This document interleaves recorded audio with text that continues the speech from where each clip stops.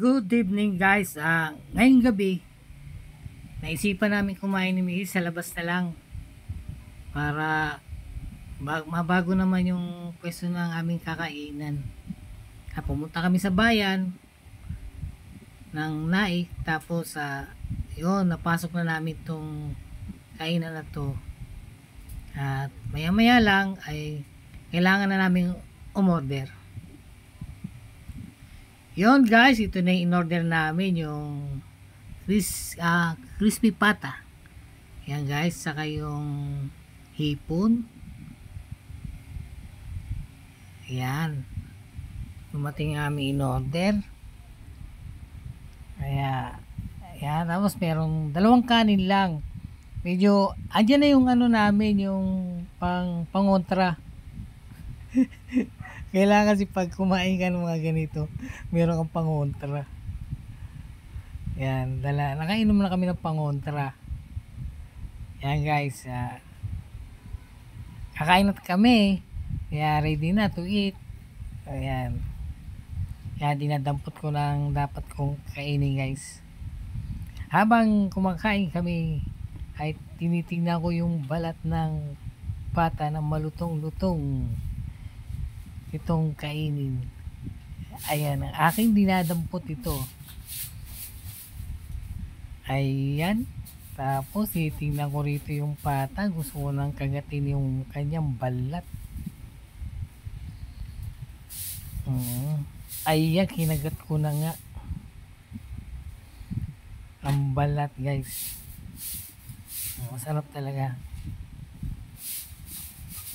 Ayan, habang kumakain, nagkikwentuhan naman kami ni Mrs. kung ano mga dapat natin pagkwentuhan habang kumakain. Pag kumakain kami guys, 1 cup of rice lang, hindi na lalampas doon.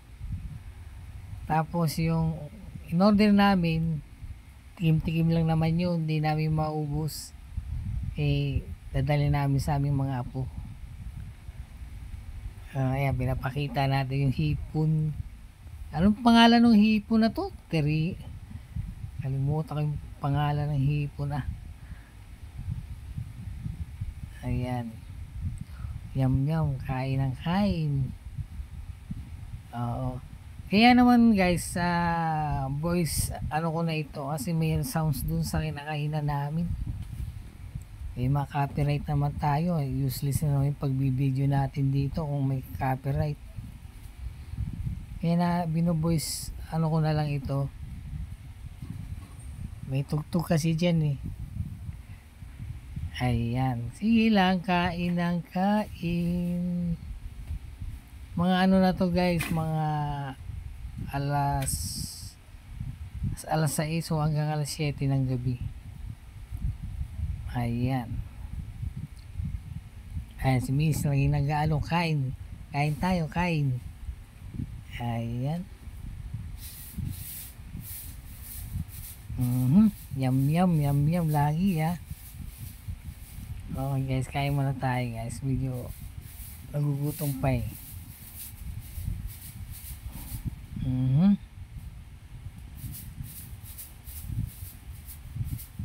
Alam nyo guys, pag pupunta kami sa mga pagkainan guys, medyo ini-enjoy lang namin ni Mrs. yung mga lugar na may masarap na pagkain. Kaya naman nating bilhin yun kahit pa paano pag may sweldo. Ayan, dumating yung sabaw. Ayan, wala kasing sabaw. Ayan, dumating.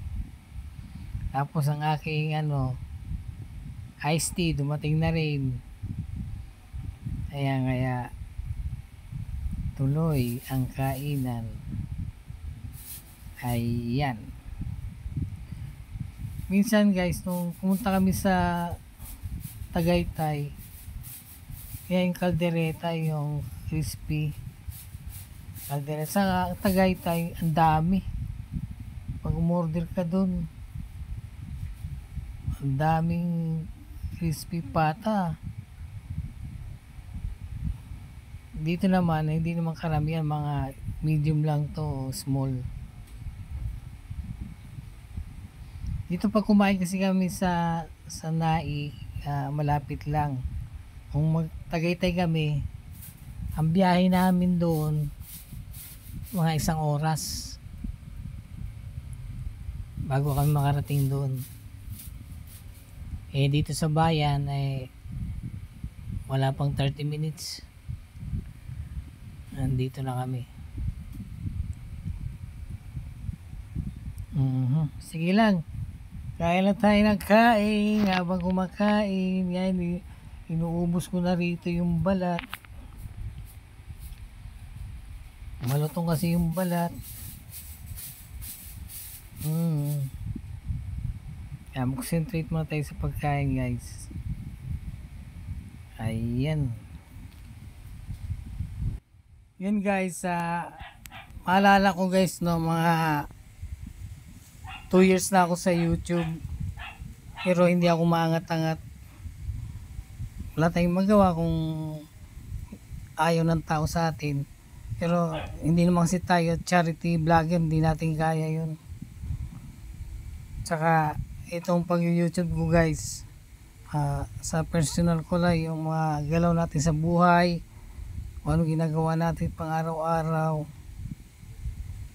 Yun lang na may bigay ko sa inyong video para mapanood nyo, guys. Pero okay lang sa akin, guys, kung kahit konti lang aking subscriber hindi manonood. Ang mga tao ayaw nila sa akin, wala man tayong magagawa doon. Kaya sa akin lang, guys, yung sa buhay ba natin ng tao na gumagalaw tayo, na naibablog ko yung mga ginagawa namin ni Mrs. Yun lang, guys, na masaya na ako doon na makapagbigay ng konting video na may pakita sa inyo. Yun lang. Kasi kung charity vlogger, hindi natin kaya, guys, yung sinisweldo mo sapat lang sa sarili mo, pagkain mo sa araw-araw, mga bayaran mo sa bills, doon lang na pupunta ang pera na nasa iyo Kaya hanggang doon yung lakas ng power natin.